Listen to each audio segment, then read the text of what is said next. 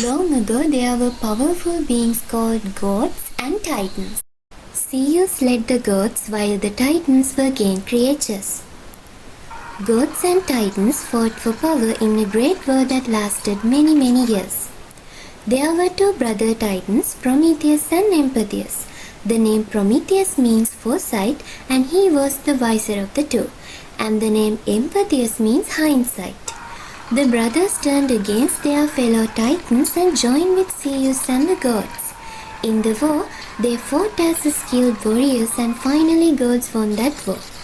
The defeated Titan army was sent to the fiery pits of Tartarus in the underworld. Zeus appreciated Prometheus and Empatheus. Though Zeus invited them to live on Mount Olympus with the other gods, instead they made their home on Earth. Prometheus met goddess of wisdom Athena, the smart goddess. She taught him about astronomy, mathematics, architecture, navigation, metalworking and writing. That way he gained understanding about knowledge. And Zeus told these brothers to make animals and give them godlike qualities. Prometheus and Empatheus created animals with the special traits given by the gods. Empatheus joyfully gave one wings, made another shiny scales, gave clays to climb trees, and let one swim without needing air. Then, with the guidance from Athena goddess, Prometheus made humans from mud. Unfortunately, Empatheus had already given all the godly traits to the other animals. Therefore, humans have not given any godly traits. The humans would have no godly traits to help them in life. When Zeus saw the humans that Prometheus had created, he laughed. Ha, yes, these will do very well. These humans are simple creatures. They can remain on earth and neither fly in the sky nor swim in deep water. They may look like the gods, but they will remain mortal. We will allow them to look up to Mount Olympus, the home of the gods, and to worship us and our power. Zeus wanted humans to worship the gods and assigned Prometheus to teach them proper sacrifices. Trying to trick Zeus, Prometheus offered a sacrifice with a hidden value, but Zeus fell for it. Zeus gave Prometheus a task. The humans on earth would worship the gods. Humans should be told how to offer tributes and sacrifices properly. That way they would know that they must give the gods the first pick of anything that was valuable.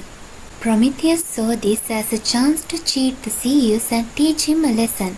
He suggested that he would show the humans how to sacrifice a bull and how to split the remains into two parts. Zeus agreed that he would simply choose whichever of the two parts had the most value, and so the humans would learn how to worship. Prometheus began to make two piles of the sacrifice. On one side he laid all the healthy meat that could be eaten, and the skin that could be worn to keep warm. He hid all of this under the remains of the bull's great and smelly stomach and guts. On the other pile he put the bones and gristle of the animal and covered it with the fattiest meat. He taught this separation to the humans and then called Zeus to come and choose which portion he thought was the better tribute. Zeus looked in disgust at the stomach and offal and quickly chose the part with the fatty flesh, and took it back to Mount Olympus to show the other gods how well they were worshipped. When Zeus uncovered the worthless bones under the layer of tissue, he was embarrassed by his mistake. He had left the best of the meat behind and had been tricked by Prometheus the Titan. As a punishment for humans, Zeus declared that no human inhabitant of the earth shall henceforth be given fire for cooking or for warmth. Without fire, humans had to live in fear of cold and darkness. Prometheus could not bear to see the people suffer like this. In that night, secretly he climbed the steep rocks of Mount Olympus. Where was the fort of Hephaestus, god of blacksmithing and fire?